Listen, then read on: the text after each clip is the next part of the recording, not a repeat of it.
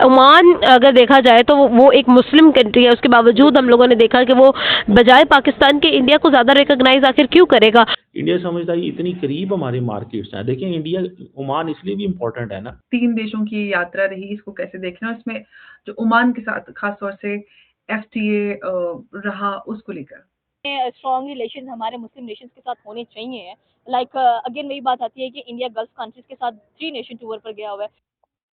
Oman Oman में free trade agreement is a big shocking news for Saudi Arabia. For तो India ने basically अपना एक बड़ा इन्फ्लुएंस ओमान के अंदर इस्टेब्लिश किया एंड इट डेफिनेटली वो करता है, इरिटेट करता है पाकिस्तान को कि ये मुसलमान दुनिया में इतना लंबा चौड़ा इन्फ्लुएंस और क्या होगा। मुसलमान सिर्फ पाकिस्तान में नहीं है। हाँ बिल्कुल ऐसा। इंडिया में पाकिस्तान से 4 से 5 गुना ज्यादा मुसलमान पाए ऐसा जाते ही हैं। है, बिल्कुल ट्रू। इंडिया के एशियन टाइगर कौन है? इंडिया पाकिस्तान या चाइना? सो जो long term LNG supply agreements हैं एक तो वो इम्पोर्टेंट है। इंडियन इन्वेस्टमेंट जो ओमान में है।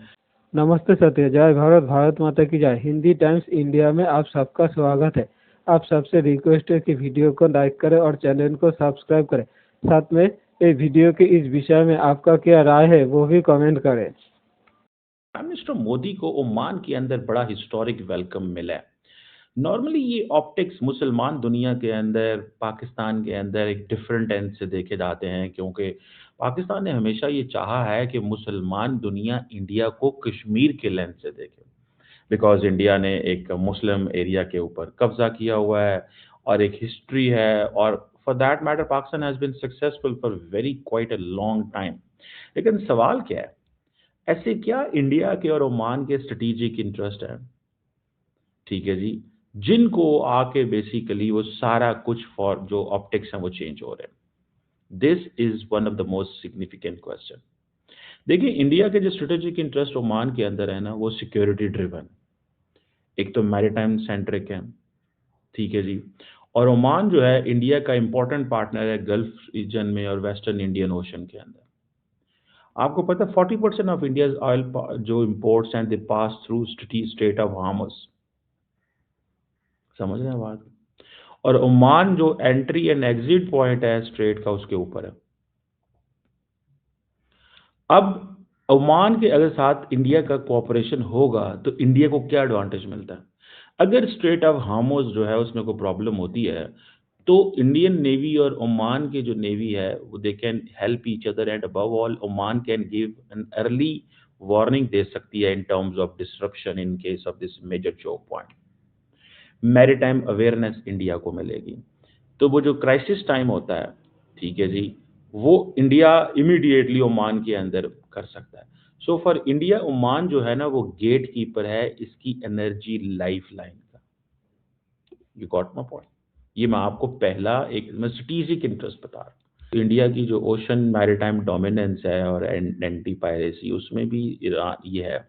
तो जो ओमान हेल्प करता है इंडिया की को सिक्योर करने के लिए जो सी लाइंस ऑफ कम्युनिकेशन है, Persian gulf, Arabian gulf, Indian coast, और जॉइंट पेट्रोल्स भी दोनों मुल्क करते हैं, एंटी पायरेसी भी है, और ओमान ये समझता है कि वो एक बड़े प्लेयर के साथ इंगेज कर गया, counter terrorism, smuggling, this that.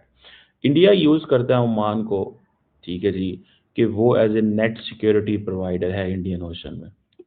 Oman आपको पता है, और ओमान का एक और चीज़ भी है, Oman being neutral player within the GCC, Oman is closer to Israel. India ने अपने फुटप्रिंट्स जो हैं वो मिडल ईस्ट में डालने के लिए, ये एक ज़रा इंटरेस्टिंग है ये चीज़ है, इंडिया ने अपने फुट जब मिडल ईस्ट में डाले तो उन्होंने देखा कि वे डज दी एंटायर वो जो सपोर्ट कहाँ से है, तो उन्होंने देखा कि इजराइल इज जहाँ जहाँ इसराइल की होती गई है इंडिया वहाँ पे चल जाता गया। आप यूएई को देख लें, आप ओमान को देख लें। ओमान क्या है? ओमान इज बेसिकली, तो आप देखें कि ओमान इज अ प्लेयर जो न्यूट्रल है और जिसने विद इन जीसीसी अपनी पोजीशन न्यूट्रल रखी।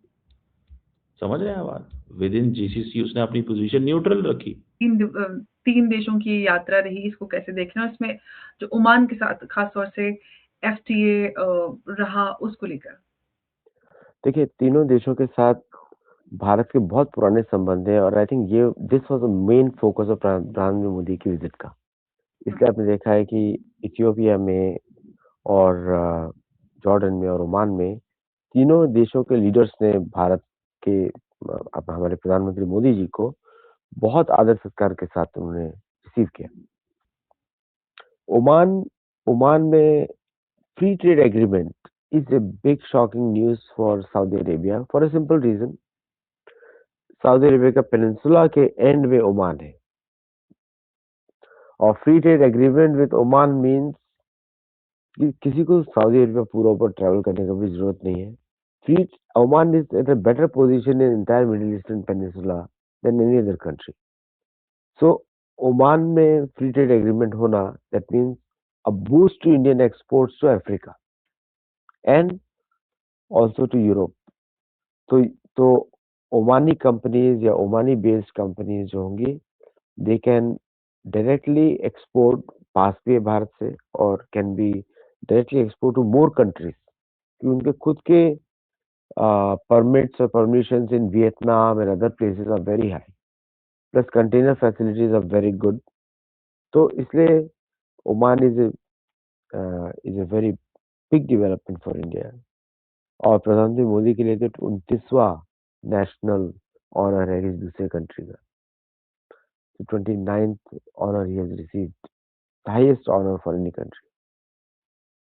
दोस्तों, प्रधानमंत्री नरेंद्र मोदी 3 देशों की विदेश यात्रा में थे, जिसमें सबसे पहले जॉर्डन में जाया, उसके बाद इथियोपिया और आखिर में ओमान में विजिट किया, जहां पर प्रधानमंत्री नरेंद्र मोदी को सर्वोच्च सम्मान दिया गया है। और उसके बाद भारत और ओमान के बीच एक ट्रेड डील साइन हुआ है, जिसमें भारत और ओमान के बीच फ्री ट्रेड डील साइन हुआ है।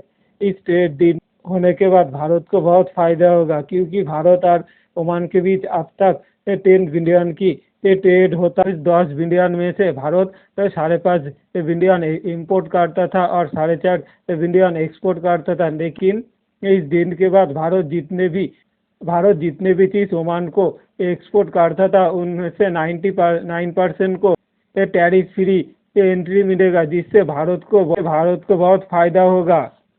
और दूसरी तरफ भारत ओमान से जितने भी चीज इंपोर्ट करता था, उसमें ज़्यादा टैरिफ घटाया नहीं गया है।